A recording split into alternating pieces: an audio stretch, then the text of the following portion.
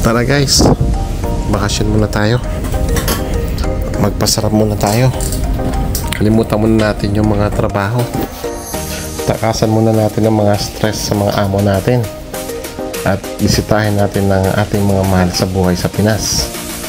Kaya this time, tayo naman. Siyempre, need naman natin maging masaya. Hindi lang puro trabaho. Kailangan din natin magpahinga, magbakasyon, at siyempre mas masaya kung kasama mo ang pamilya. O diba? O ayan, ang aga ko umalis, madaling araw. Excited ba?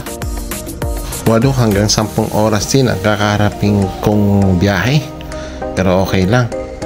At least once a year makauwi din. Kailangan natin to eh. Yung iba nga 3 to 4 times a year kung magbakasyon, pero tayo once a year lang. Kaya kailangan i-enjoy natin masyado ang isang buwang bakasyon natin.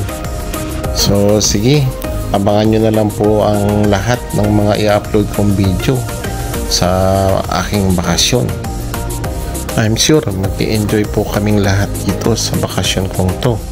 At marami po kaming mga program, maraming kaganapang mangyayari, especially do sa kasal ng aking panganay. So abangan nyo na lang po. O ayan, malapit na ang airport.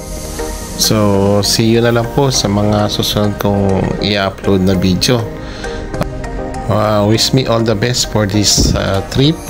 Sana maging maayos ang aking biyahe at makarating kaming lahat ng safe sa Pinas. Alright.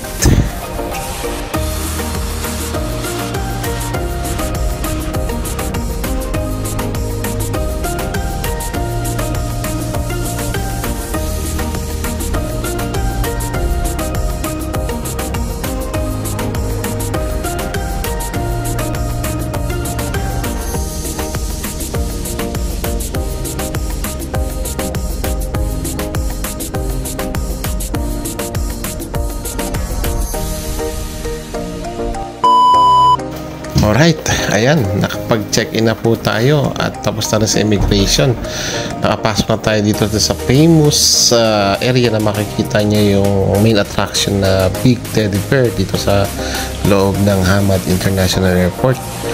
Napakaganda po talaga ng loob ng Hamad Airport. Ayan, selfie pa tayo kahit saglit para malaman nyo na ako po yan na nag-vlog at nag-video. Daming tao, daming pasahero kasi po December 20 and yung time na yung flight ko, napakaraming pasahero. Ito po ang month na uwian po talaga. Ayan, selfie na naman po tayo. Ngiti-ngiti naman tayo dyan. Ayan, di ba? Parang engs lang ano.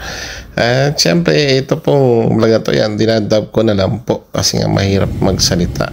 At yan, nasa loob na po tayo ng aeroplano na yan at malapit na tayong dumating sa Pinas. Yung mga ilang oras na nasa loob tayo ng aeroplano, tulog, kain lang po ang ginagawa, sometimes sunod na movie.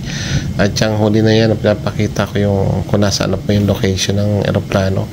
And yes, Manila na. Yun!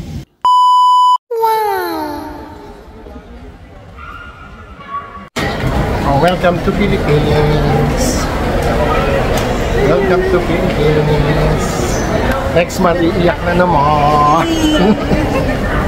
Guys, I saw something na namin nila kamba. Welcome back, Hero! Hello!